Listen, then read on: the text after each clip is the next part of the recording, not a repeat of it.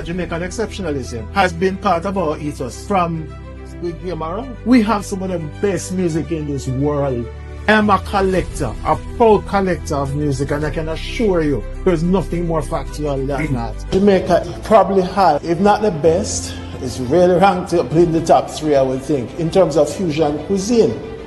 Because we have the elements of Africa, Asia, India, Native American influences, and of course the South American influence in it as well, which gives us this unique flavor that we bring to the world. Start to look at the economic contributions, right, of our people across this world. Then you start to recognize truly how exceptional we are. T.P. Leakey introduced the Jamaica Hope breed. It's a combination of dairy cattle, what we know as Indian cow, plus the Holstein cattle.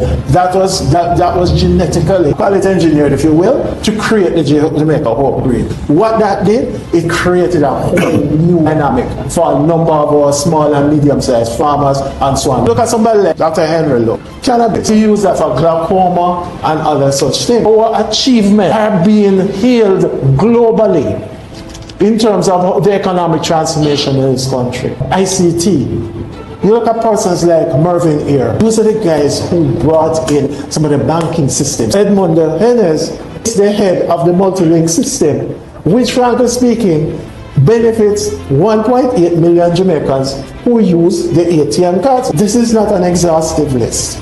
There are many other persons.